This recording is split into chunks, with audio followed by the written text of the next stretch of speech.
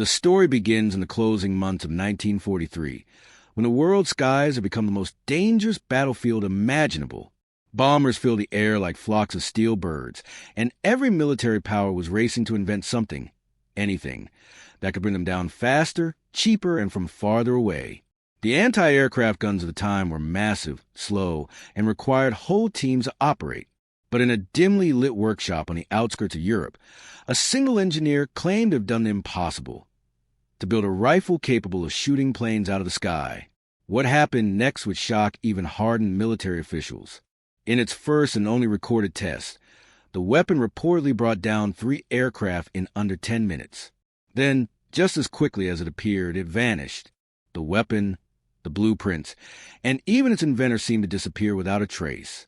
Some said it was stolen. Others claimed it was too dangerous to exist. But the truth behind the vanishing anti-aircraft rifle is far stranger than any of those theories suggest. To understand how such a weapon could exist, we have to go back to the origins of an idea that seemed impossible. Hitting a plane with a bullet.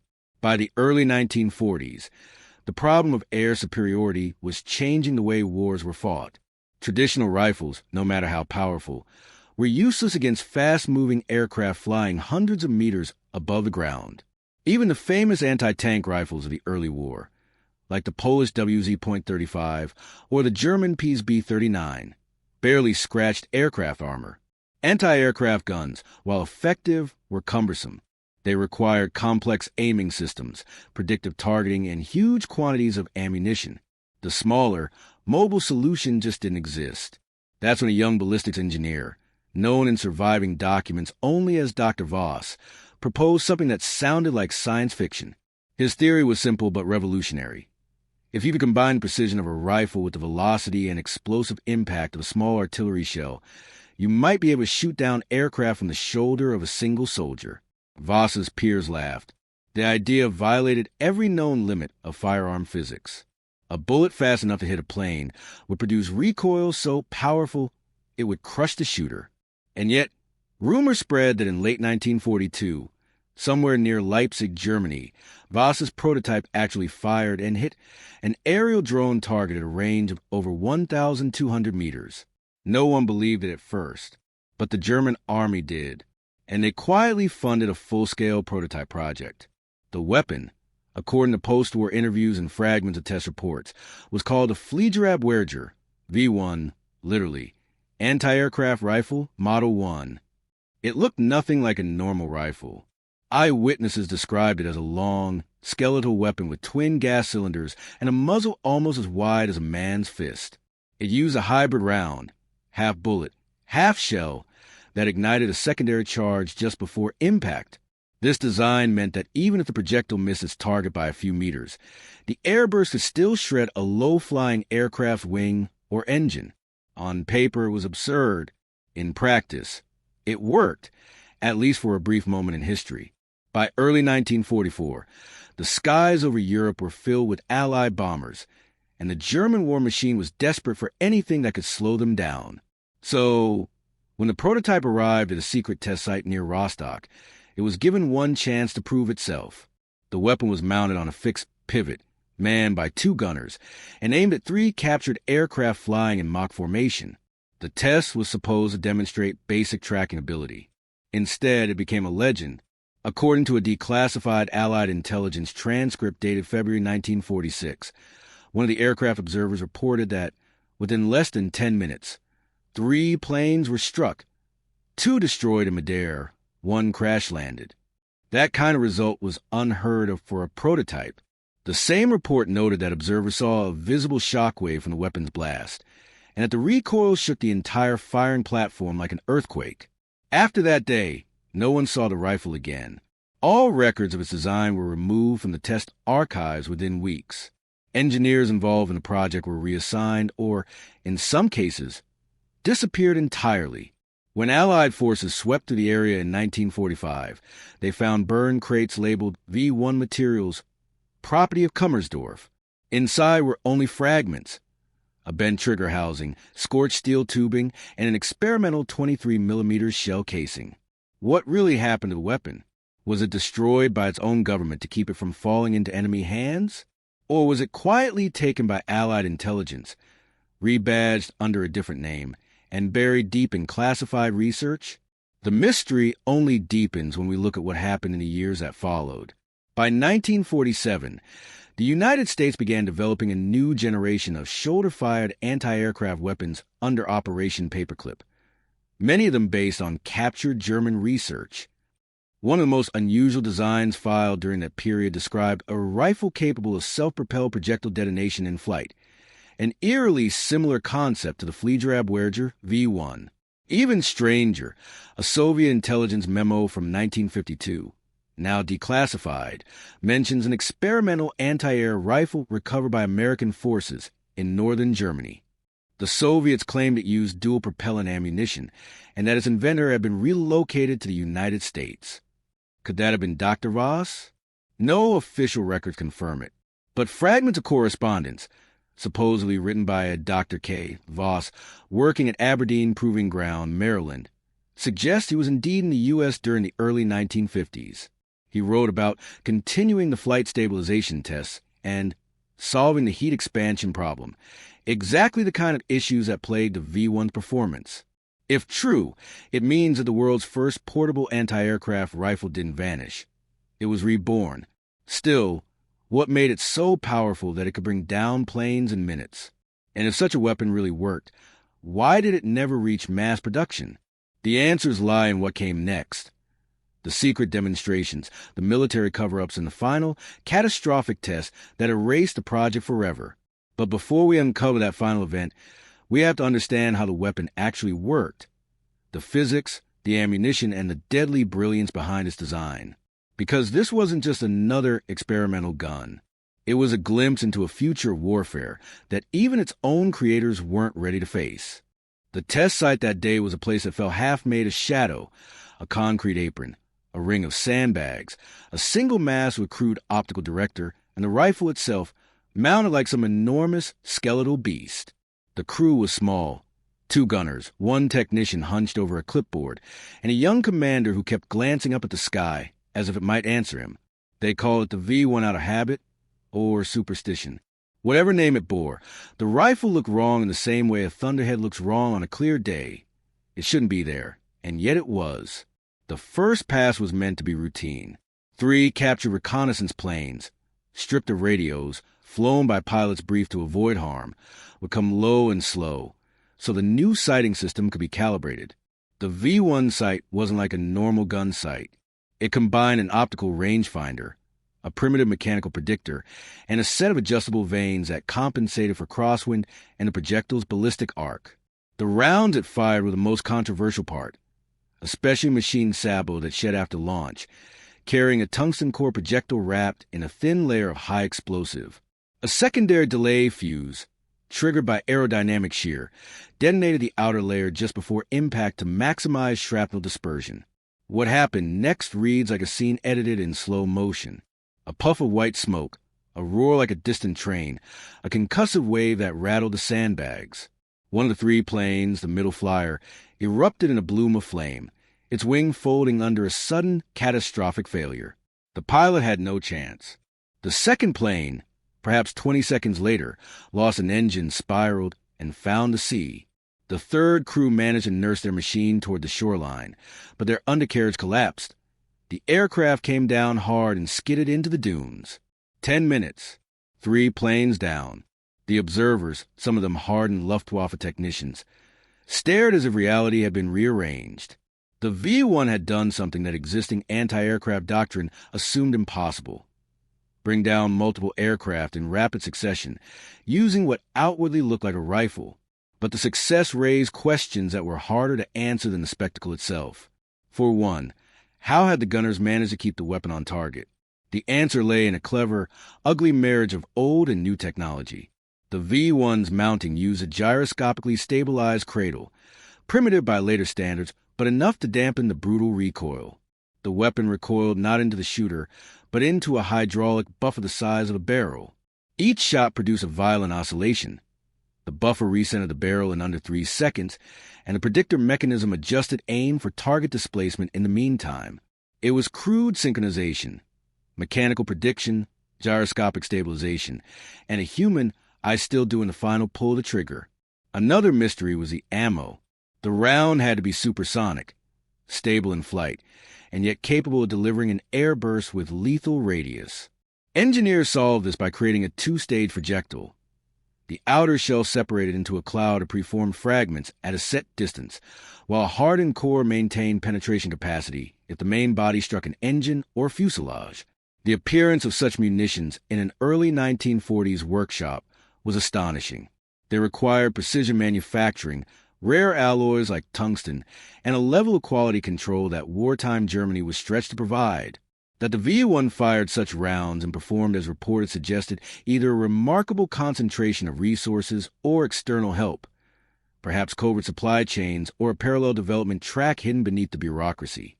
The human story around the weapon was as telling as the technical details. The gunners that day were reportedly exhausted, faces lined and hollowed by years of nights under bomber streams. Yet witnesses said they moved with a kind of grim choreography, one man loading, another cycling the breach, a third adjusting predictor, each movement honed by countless dry runs. One veteran later described the firing as like watching a very old clockwork perform a trick no one had ever seen it do before. There was fear in their efficiency, the knowledge that they handled something that could swallow them whole if it misbehaved. Word of the test spread through military channels, then outward like a leak in a dam. Intelligence officers from both Allied and Axis services filed terse reports, each slightly different, each colored by its author's disbelief or awe. Allied intercepts later described the weapon as an odd hybrid between an automatic gun and an artillery piece, while some German bureaucrats fretted aloud about the political consequences of such a breakthrough. If a cheap, portable weapon could reliably threaten low-flying aircraft, the economics of air power changed overnight. Convoys, troop transports, and even frontline air support could be rendered vulnerable in ways that made existing air doctrine obsolete. That is why the subsequent disappearance felt less like an accident and more like an inevitability. Political actors, military planners, and intelligence services all had reasons to control the narrative. If the rifle remained in German hands, it could be mass-produced or used as leverage. If captured by the Allies, it could accelerate their own anti-air developments. The ensuing scramble involved classified transfers, reassigned personnel, and a paper trail that seemed to evaporate. Men who'd been part of the V-1 program found themselves shipped to remote facilities, their past projects classified, and their letters confiscated. Engineers' names resurfaced, sometimes under different initials, on innocuous contracts in other countries. The faint scent of cover-up trailed every lead. There were, however, fragmentary traces that did not fit a simple narrative of theft or destruction. A few weeks after the test, a local physician reported treating a pair of men with unusual burn patterns, soot embedded deep, skin blistered in a manner inconsistent with ordinary blast injuries. Witnesses at a nearby port describe a wooden crate labeled with a foreign firm's insignia being loaded onto a ship under the cover of night. A petty clerk filing routine material requisitions swore he'd seen schematics bearing the V-1's distinctive dual-propellant chamber in a stack headed for Berlin. None of these accounts were definitive, but together they painted a picture of a weapon that had become more than metal and mechanism. It had become a symbol, a prize, and a threat. Yet even as conspiracies flourished, quieter technical lessons from the V-1 influenced future weaponry. The idea of proximity detonation, warheads designed to explode near a target rather than on direct impact, became foundational to post-war ordnance. The notion that small, accurate projectiles could be paired with compensating mechanisms to negate recoil fed into experimental research on recoilless rifles and later shoulder-fired guided systems. In a very real sense, the V-1's brief life compressed decades of innovation into a single production run of a handful of rounds and one publicized test. And then there were the small, human curiosities that make history feel intimate. A radio operator who later defected to the West kept a scrap of the V-1's casing folded into his breast pocket for years, a makeshift talisman he'd pry open sometimes when the world grew loud with suspicion. An apprentice who worked the lathe that turned the weapon's barrels wrote, decades later, about the smell of hot metal and the quiet humming of a shop. The kind of memory that suggests brilliance can be born in the most mundane places. These fragments of life fear, pride, secrecy, gave the rifle a personality of its own, turning it into myth. The main story, then, is not simply one of a weapon that shot down planes. It is the story of how technology, ambition, and the fog of war can conspire to create something extraordinary and terrifying, then bury it so quickly that its shadow becomes larger than the object itself. In the years that followed, shadows of the V-1 turned up in unexpected places. Patent filings with odd, similar terminology, experimental ranges in remote deserts, and whispered references in interrogation transcripts. Some call these echoes theft, some call them inspiration.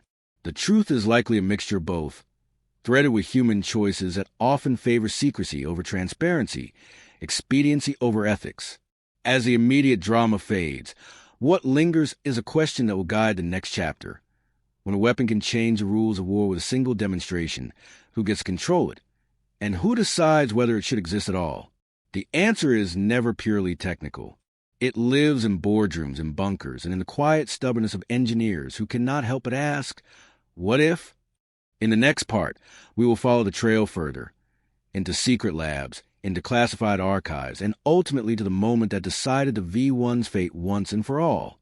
Part 3, ChatGPT said. By the spring of 1944, whispers about the V-1 rifle had grown too loud to ignore. Somewhere in the upper corridors of the German High Command, a decision was made. The weapon would be demonstrated again, but this time in front of senior officers and foreign observers. What was meant to be a quiet test for internal evaluation was now becoming a spectacle of power. For Dr. Voss, it was both validation and doom. The second demonstration took place at an isolated airfield outside Piedmont, under a slate-gray sky that promised rain. The rifle had been modified since its first test. The recoil system had been reinforced. The ammunition, now designated Type 2, used a refined dual-propellant charge to extend range beyond 2 kilometers. But the modifications also made the weapon unstable, temperamental, unpredictable. Voss warned the officers about the risk of premature detonation, but his words carried little weight. War demanded results, not caution. Observers lined up behind sandbag enclosures, taking notes. The gun was mounted on its hydraulic cradle, pointed skyward. Overhead, 2 Junkers Ju-88s made lazy circuits, waiting for the signal. Voss checked the breech one last time. His hands shook, not from fear, but from the weight of what he knew this moment could mean. A success might win him eternal recognition. A failure could bury his life's work forever. The signal flare went up. The first round fired. A thunderclap. The weapon roared, and the blast wave rippled across the tarmac. Seconds later, the observer saw an orange bloom. One of the aircraft's engines was hit. Cheers erupted. The V-1 had done it again. But then, before anyone could celebrate, the second round misfired. A violent burst tore through the weapon's frame, hurling fragments across the test field. The hydraulic cradle twisted like a broken limb. 2 crewmen were killed instantly. Smoke and dust swallowed everything. The test was over. Voss survived, barely. He was pulled from the wreckage, face streaked with soot, hands blistered. According to later accounts, his first words were not of pain or remorse, but a hoarse whisper. It was a fuse. It worked too well. That day sealed the weapon's fate. The High Command ordered the project terminated immediately. All components and documents were to be seized and destroyed. Officially, the reason was uncontrolled instability during operation. Unofficially, some suspected sabotage. The rifle's success had attracted attention from rival research divisions, each hungry for its funding. There were whispers of agents planted to discredit the project, of scientists bribed to alter test data. But in the chaos of war, truth became just another casualty. Over the next few months, the V-1 disappeared piece by piece. Crates were loaded onto trucks and sent for disposal. Lab records were burned.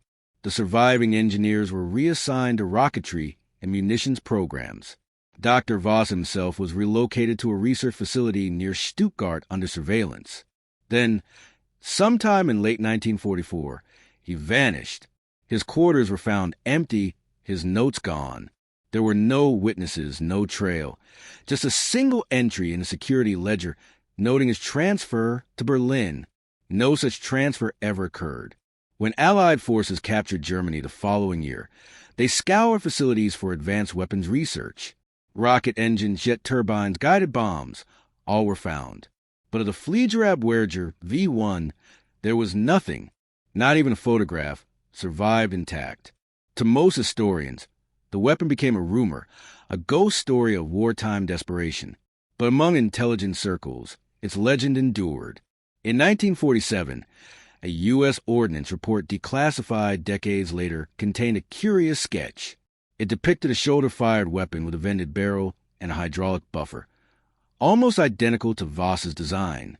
The report described an experimental anti-aircraft rifle derived from recovered enemy prototypes. Its designation, Project Thor. The weapon was tested once at Aberdeen Proving Ground, Maryland, and then shelved indefinitely. No reason was recorded. A year later, a photograph surfaced showing a group of American engineers posing beside a strange, oversized rifle on a tripod. The caption simply read, Prototype AA Launcher 1948. The faces were blurred, but one figure, tall, gaunt, and wearing dark goggles, bore a striking resemblance to Dr. Voss. Some believe he was brought to the U.S. under Operation Paperclip, like many German scientists after the war. Others think he defected voluntarily, trading his creation for safety. There were even unconfirmed claims that he later worked on experimental recoilless rifles that inspired early surface-to-air missile concepts. Whatever the truth, by the time the 1950s dawned, the V1 rifle had transformed from weapon to myth, a shadow of what might have been. But myths have a way of resurfacing. In 1962, a British salvage vessel operating off the Baltic coast recovered a corroded metal tube from the seabed. At first glance, it looked like an oversized gun barrel. Etched faintly along its length were the letters F-A-G V1. The find was dismissed as scrap until an ordnance historian recognized the markings from an old intelligence memo. The artifact was quietly shipped to a private military collection, where it remains to this day, its authenticity never publicly confirmed. What makes the story so enduring isn't just the mystery of its disappearance, it's what it represented. The V1 rifle was born out of desperation, yet it pointed toward a future that would come to define modern warfare. Mobility, precision, and power concentrated in the hands of a single operator. Decades later, shoulder-fired anti-air missiles like the Stinger and the Igloo would fulfill that vision, turning soldiers into aircraft hunters. In a way, the world eventually caught up with Dr. Voss's dream, or his nightmare. The most haunting part of the story is how it ends, or rather, how it refuses to. Every few years, a classified document surfaces mentioning a V-series anti-air weapon, a declassified photo, a recovered shell casing, an anonymous letter from a retired technician claiming he once saw the rifle in a warehouse. Each clue fuels a legend, but never resolves it. And perhaps that's fitting, because weapons like the V1 are not just metal and engineering. They're symbols of what humanity is capable of when it reaches too far, too fast. Imagine it. A single weapon, barely larger than a cannon, capable of tearing the sky apart. In 10 minutes, it changed everything, and then, as if swallowed by time itself, it vanished. No war record, no museum display, no grave for its creator. Just silence, rumors, and the thin echo of something that once existed in a world too afraid to remember it. Today, historians still debate whether the rifle was real or an elaborate fabrication. Skeptics point to the lack of surviving components. Believers counter with technical consistency between reports and later innovations that mirrored its design. Perhaps both are true. Perhaps the weapon was real, and its story deliberately buried under layers of bureaucracy and fear. As the decades pass, the legend of the vanishing anti-aircraft rifle reminds us that history isn't always written by victors. It's written by survivors, by those who remember what they weren't supposed to. Somewhere in a forgotten archive, in the dust of an unmarked box, the truth might still wait. Blueprints yellow with age, ink fading, a name scrawled in the corner, Dr. K. Voss. Until that day comes, we're left with only the echoes of gunfire over the Baltic, the fleeting image of 3 falling planes, and the haunting question that has followed the story for nearly a century. If a single man really built a rifle that could bring down the sky, what else did he create that we were never meant to see?